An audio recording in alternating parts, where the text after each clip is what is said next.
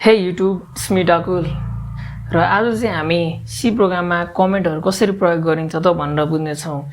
Comment चाहिँ हामीले C प्रोग्राममा किन युज गर्छौँ, हाम्रो प्रोग्राममा किन युज गर्छौँ त भन्दाखेरि हामीलाई एकदम बुझ्न सजिलो होस्, अन्डरस्ट्यान्डेबल होस् र हामीले नभइकन अरूहरूले पनि त्यो कोड हेर्दाखेरि बुझोस् भनेर प्रयोग गर्छौँ।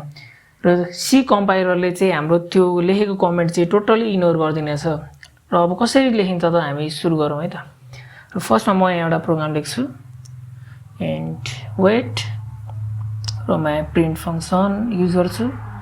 प्रिन्ट फंक्सन म इन्टरियर वेट लेखेँ सेमिकोलन है।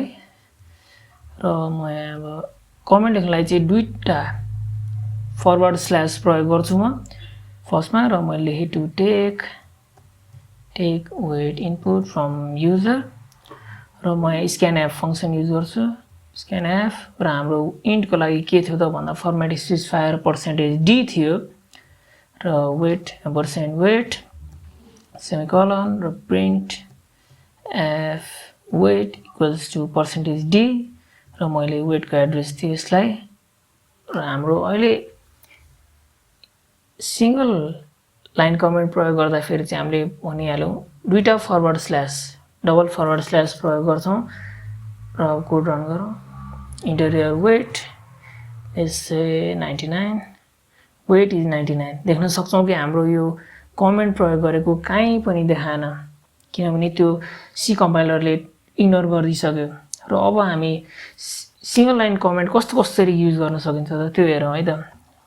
अर्को छ म यहाँ स्क्यानएफ फंक्सन मैले लेखिदिन्छु र कमेन्ट लेख्नको लागि हामीले कन्ट्रोल र फरवर्ड ब्ल्याक स्ल्यास क्लिक गर्यो भने पनि हाम्रो कमेन्ट आउनेछ दुईटा फरवर्ड स्ल्यास। र टेक वेट भनेर लेखेँ र प्रिन्ट वेट भनेर लेखिदिएँ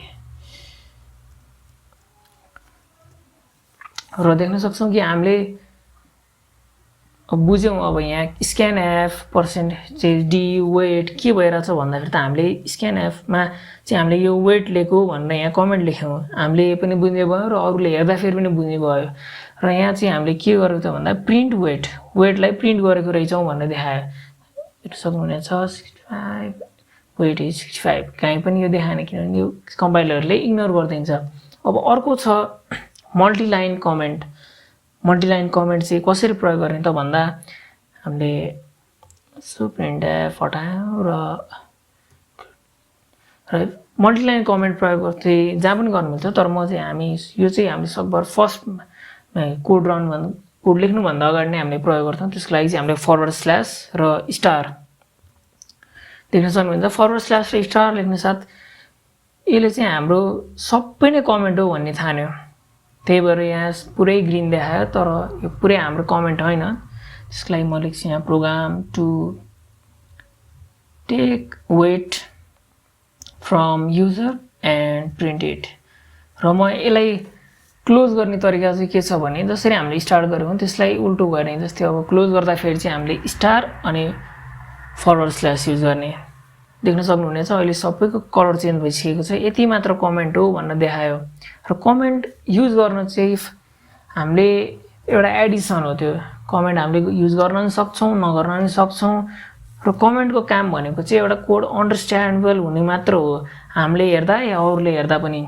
र हामीले अन्डरस्ट्यान्डेबल गराउने कमेन्ट लेख्न मिल्छ भन्दैमा हामीले कोड चाहिँ एकदमै पोर तरिकाले लेख्नु मिल्दैन, सकेसम्म सफा लेख्नुपर्छ हामीले कोड चाहिँ। र कोड चाहिँ सक्दो क्लिन लेख्यो त्यति नै राम्रो हुनेछ किनभने कमेन्ट भनिसकेँ मैले एडिसन हो, त्यो अप्सनल हो, हामीले त्यो प्रयोग गर्न पनि सकिन्छ नगर्न पनि सकिन्छ। तर कोड क्लिन भयो भने त हामीले आफैलाई राम्रो हुन्छ र हामीले झट्ट हेर्दाखेरि पनि कोड सफा देख्छौँ। आज चाहिँ हामीले सिंगल लाइन कमेन्ट मल्टिलाइन कमेन्टको बारेमा बुझ्यौँ भने अब हामी चाहिँ अर्को पार्टमा चाहिँ अपरेटर्सहरूको बारेमा बुझ्नेछौँ जुन चाहिँ अर्थमेटिक अपरेसनहरू एडिसन सबट्र्याक्सन अपरेसनहरूको बारेमा बुझ्नेछौँ, अपरेटरहरूको हेल्पबाट र पर्फर्म गर्नेछौँ। So stay tune. Thank you guys.